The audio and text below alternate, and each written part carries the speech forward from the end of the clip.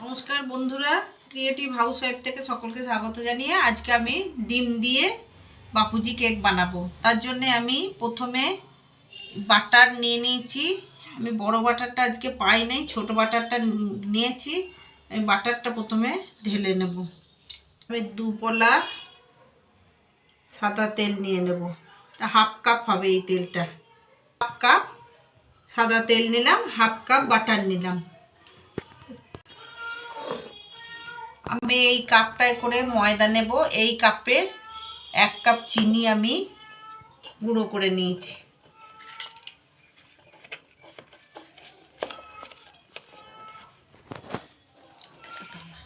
আমি এটা ভালো করে ফেটিয়ে নেব। দুটো ডিম নিয়ে নেব।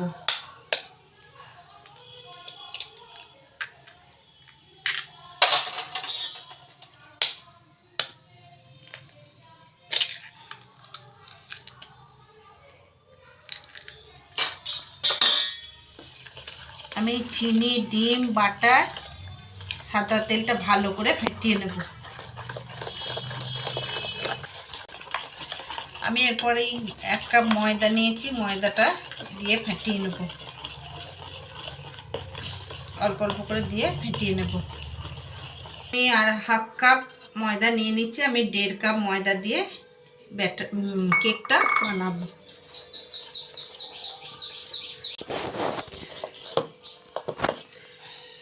আমি ব্যাটারটা একটু ঘন হয়েছে, এতে অল্প একটু দুধ দিয়ে মেখে নেব।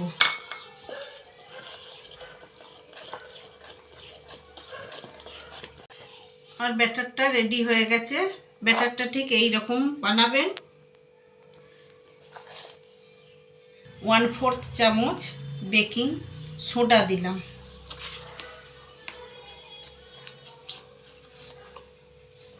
এক চামচ বেকিং পাউডার দিয়ে দিলাম। দিয়ে এটা মিশিয়ে নেব।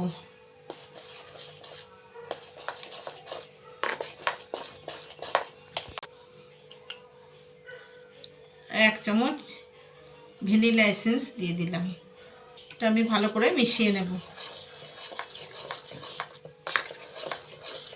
টুটি ফুটি মোরব্বা একটু ময়দায় মেখে রেখেছিলাম, সেটা আমি দিয়ে দেব।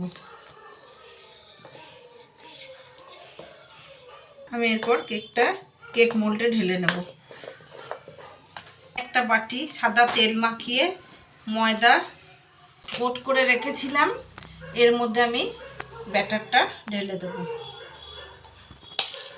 আমি এরপর কেকটা একটু ট্যাপ করে নেব, নিয়ে আমি বসিয়ে দেব। কেক কুকারটা একটু নুন দিয়ে একটা স্ট্যান্ড দিয়ে প্রিহিট করতে দিয়েছিলাম। এটা প্রিহিট করা হয়ে গেছে। আমি এরপর এটা বাটিটা বসিয়ে দেব, দিয়ে আমি ঢাকা দিয়ে দেব। আমার কেকটা 40 মিনিট হয়ে গেছে। আমি এটা খুলে একটু দেখব। বন্ধুরা, আমার কেকটা রেডি হয়ে গেছে। আমি এরপর গ্যাসটা বন্ধ করে দিয়ে আমি এই কেক কুকারের মধ্যেই কেকটা রেখে দেব, ঠান্ডা হতে দেব। তারপরে আমি আপনাদের দেখাবো। এই কুকারের মধ্যেই রেখে দিলে এই কুকারের তাপেই ওপরের অংশটা একটু লালচে টাইপের হয়ে যাবে, তাহলে বাপুজি কেকের মতো রঙটা আসবে। আমি আপনাদেরকে পরে আবার দেখাচ্ছি। বন্ধুরা, আমার বাপুজি কেক রেডি হয়ে গেছে। আমি এরপর এটা ডিমোল্ড করব।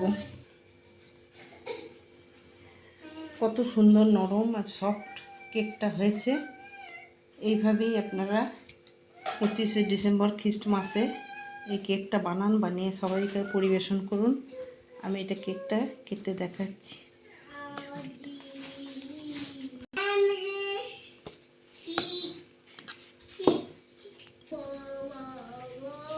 কত সুন্দর সফট হয়েছে কেকটা। আমার এই রেসিপিটা যদি ভালো লেগে থাকে লাইক, শেয়ার, কমেন্ট করবেন এবং সাবস্ক্রাইব করতে ভুলবেন না। আমার এই রেসিপিটা দেখার জন্য ফেসবুক এবং ইনস্টাগ্রামে ফলো করবেন। ধন্যবাদ।